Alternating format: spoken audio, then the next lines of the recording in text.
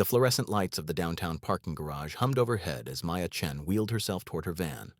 It was 9:47 p.m., and the structure was nearly empty except for a few scattered vehicles. Her wheelchair moved smoothly across the concrete, the result of years of practice and upper body strength most people couldn't comprehend.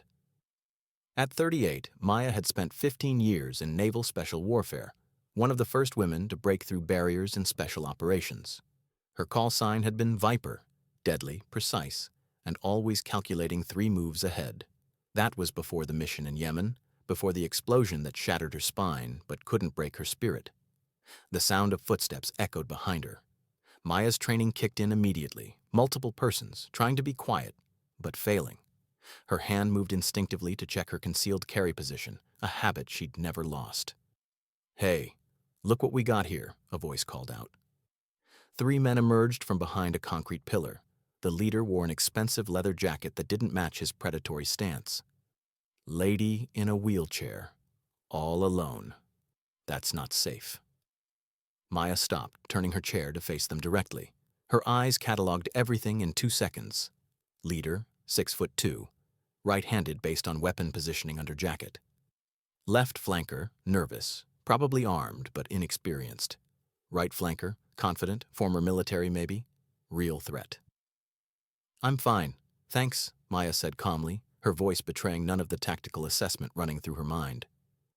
"Just heading to my vehicle." The leader stepped closer. "See, here's the thing. Nice wheelchair you got there. Custom job, right? Bet that costs some money. Bet your purse has some money too." Maya's expression remained neutral. "You really don't want to do this?" "Oh, I don't." The leader laughed, pulling out a knife. "What's a cripple going to do about it? You gonna roll over my foot?" The nervous one on the left giggled, emboldened by his friend's confidence. The military-looking one on the right stayed silent, watching. He was the smart one, Maya noted. He'd be first. "Last chance," Maya said quietly. "Walk away. Nobody gets hurt." "Nobody gets hurt," the leader mocked, moving closer. "Lady, you're in a wheelchair. We're the ones standing. You really think—" He didn't finish. Maya's hand shot out, grabbing his wrist with a grip forged by thousands of hours of adaptive combat training. The knife clattered to the ground as she twisted, using his momentum and surprise against him. Her other hand struck a precise nerve cluster in his forearm. The leader screamed, dropping to one knee. Before the others could react, Maya spun her wheelchair with practiced precision, using it as both shield and weapon. The nervous one lunged forward, and Maya caught him with an elbow strike to the solar plexus that sent him gasping to the ground. The military-looking one had stepped back, reassessing. He'd recognized something in her movements, the economy of motion that spoke of professional training. "Who are you?" he demanded. "Someone you should have left alone," Maya replied, repositioning her chair to maintain optimal distance from all 3 attackers. The leader, recovering from his shock, pulled a gun with his left hand. "You think you're tough. Let's see how tough you are when—" A security camera above them suddenly swiveled, and a voice echoed through the garage speakers. "This is parking security. Police have been notified. Drop your weapons." Maya smiled slightly. She'd triggered the emergency alert on her phone the moment she'd heard them approach. A simple tap on a hidden button built into her chair's armrest, but the leader wasn't thinking clearly anymore. Humiliated by a cripple, as he'd called her, he raised the gun toward Maya. What happened next took less than 3 seconds. Maya's hand moved to her concealed carry position, drawing with a speed that surprised even the military-trained attacker. Her Glock 43X was pointed at the leader's center mass before he could adjust his aim. Her voice was ice-cold professional. "Drop it. Now." The military one spoke up quickly. "Boss, she's trained. Look at her stance, her grip. We need to leave. Now." "Shut up." The leader's hand was shaking, gun still pointed in Maya's general direction. "I'm not getting beaten by some wheelchair-bound." Maya fired. Not at him. She didn't need to. The round struck the concrete inches from his foot, the ricochet whining off into the darkness. The sound echoed through the parking structure like thunder. "Next one won't miss," Maya said, her aim never wavering. "And for your information, being in a wheelchair doesn't make me helpless. It just means I adapted. 15 years Naval Special Warfare, 73 missions. You're the easiest target I've faced all year." The color drained from the leader's face. His gun dropped to the ground with a clatter. Sirens wailed in the distance, growing closer. The military-trained attacker was already backing away, hands visible. "We're leaving. No trouble." "Too late for that," Maya replied, "but smart choice anyway." As the three men stood frozen, uncertain, Maya's phone buzzed. A text from her old team. "Saw the alert. En route. 2 minutes out." The parking garage suddenly seemed smaller as a black SUV squealed around the corner, followed by another. 4 figures emerged, moving with the same professional precision Maya had displayed. Her old team, Hawk, Razor, Ghost, and Nomad, still active in private security. "Viper," Hawk called out, his voice carrying a mixture of relief and respect. "Looks like you had it handled." "Always do," Maya replied, finally lowering her weapon as police vehicles entered the garage from the opposite end. The leader stared in disbelief as he was surrounded by professionals. "What? Who are you people?" Ghost, the team's communications specialist, smiled grimly. "You just tried to rob someone who's forgotten more about combat than you'll ever know. Someone who trained us, actually." The police took custody of the 3 attackers, recovering the knife and gun as evidence. Maya gave her statement with calm precision, her military bearing evident in every word. The responding officers treated her with respect. Several recognized her name from commendations and news reports about her service. Detective Sarah Rodriguez, who'd worked with veterans before, approached Maya's chair.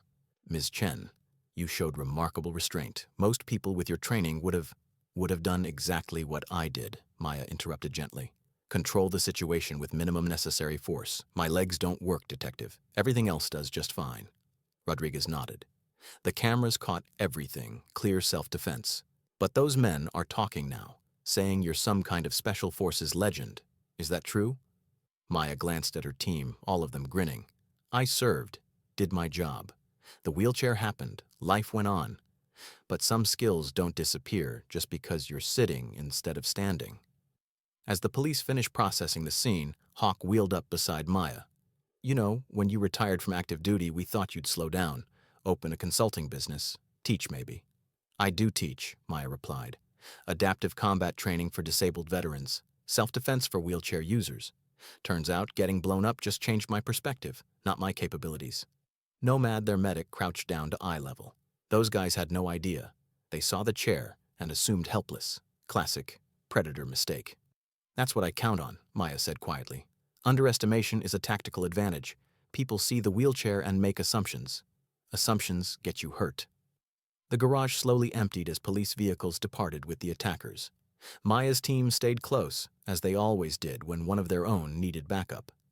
"You know this is going to make the news," Razor observed. "Disabled veteran defends herself against armed attackers. Media's going to love it." Maya sighed. "Great. More attention. That's exactly what I need." "Maybe it's what others need to see," Ghost suggested. "How many people in chairs think they can't defend themselves? You just proved otherwise." As the adrenaline faded, Maya felt the familiar ache in her back where the shrapnel still resided. Too dangerous to remove. The wheelchair wasn't a choice, but it wasn't a limitation either. She'd spent 3 years after her injury learning to adapt every skill she'd mastered, proving to herself and others that disability didn't mean defenseless. The team helped her to her modified van, though she didn't really need it. The vehicle was a marvel of adaptive technology. Hand controls, automated ramp, storage for her chair. Military benefits and her own modifications had made it as tactical as any vehicle she'd operated in the field. "Coffee," Hawk suggested. "Like old times." Debrief over terrible diner coffee and cold fries. Maya smiled, the tension finally releasing from her shoulders. "You buying?" "When do I ever buy?" Hawk laughed. As they pulled out of the parking garage, Maya caught sight of her reflection in the van's mirror. The same determined eyes that had stared down terrorists in a dozen countries looked back at her. The wheelchair hadn't changed who she was at her core. A warrior, a protector, someone who'd sworn an oath to defend those who couldn't defend themselves. Those 3 men tonight had learned a crucial lesson. Never judge a target by appearance. The most dangerous people are often the ones you underestimate, the ones who've learned to turn perceived weakness into unexpected strength. Maya's phone buzzed with messages. Her students, other veterans, friends who'd heard about the incident through the tight-knit military community, all asking the same thing. "Are you okay?" She typed a quick response. "I'm fine. 3 guys learned why you don't mess with special operations, wheelchair or not." The city lights blurred past as they drove toward their usual meeting spot. Tomorrow, Maya would go back to her life, teaching classes, running her nonprofit for disabled veterans, proving every day that service doesn't end with injury. But tonight, she'd reminded herself and three very unlucky criminals of an essential truth. The deadliest weapon isn't a gun or a knife.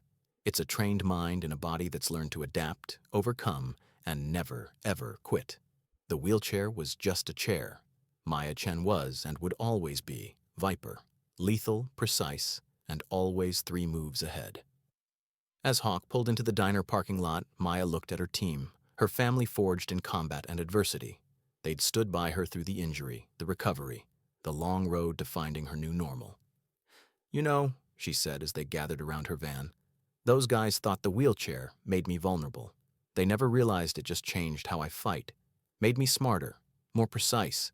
You can't rely on physical dominance when you're sitting down. You have to be better." "You always were," Ghost replied simply. Inside the diner, over terrible coffee and surprisingly good pie, the team did what they always did. Told stories, laughed, and reminded each other why they'd chosen this life. The bonds forged in combat didn't break because one of them now rolled instead of walked. Maya Chen had faced down enemies in the world's most dangerous places. She'd survived an explosion that would have killed most people. She'd rebuilt her life from a hospital bed, refusing to let injury define her limits. 3 muggers in a parking garage never stood a chance. The moral of the story wasn't about violence or vengeance. It was simpler, more profound. Never underestimate someone based on appearance. The person you think is vulnerable might be the most dangerous one in the room. Strength isn't about walking or standing. It's about refusing to quit, adapting to circumstances, and maintaining the warrior spirit regardless of physical form. As Maya wheeled out of the diner hours later, she paused to look up at the stars. Somewhere out there, other warriors in wheelchairs were fighting their own battles, proving the same truth she'd demonstrated tonight. Disability isn't weakness, it's just a different kind of strength. And sometimes that strength is exactly what predators never see coming.